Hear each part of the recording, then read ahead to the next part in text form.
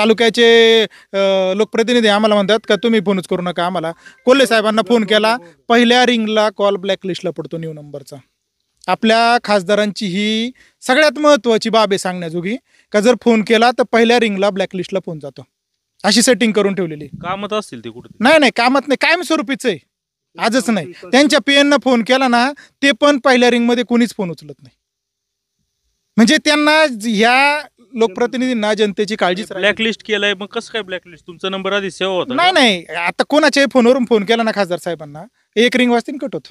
दाखव बरं कसं काय होतंय बघू.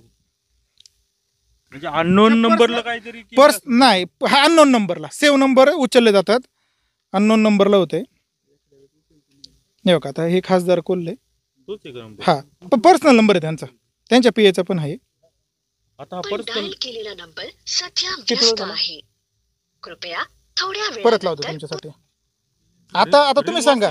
नाही रिंग नाही, तो डायरेक्ट एक रिंग त्यांना कळतो मिस कॉल आलेला, पण आपल्याकडे डायरेक्ट कट होतो. ही आपल्या चालू आजी खासदारांची खासियत. पण डायल केलेला नंबर आजचा टायमिंग आहे 10:45 ला. यांचा कोड लागला. हिस्ट्री दाखवा. नंतर पुन्हा प्रयत्न करा. आपके द्वारा डायल किया गया नंबर अभी व्यस्त है, कृपया कुछ समय पश्चात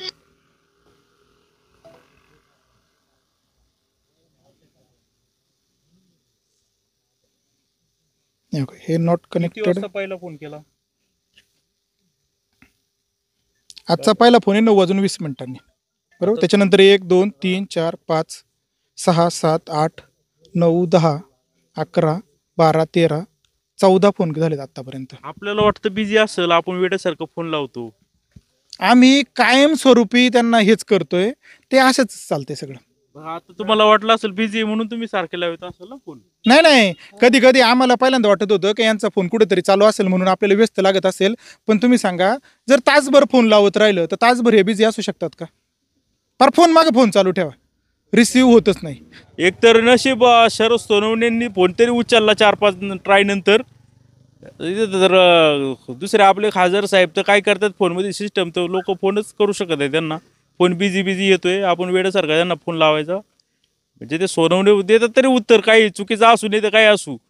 पण ते खासदारांची अवघडच बाब झालेली आहे. जुन्नर तालुक्यातील जनतेला काय वाटतं हे याच्यामध्ये खाली कमेंटमध्ये म्हणा, बोला. जुन्नर टाइम्स कुमशेत.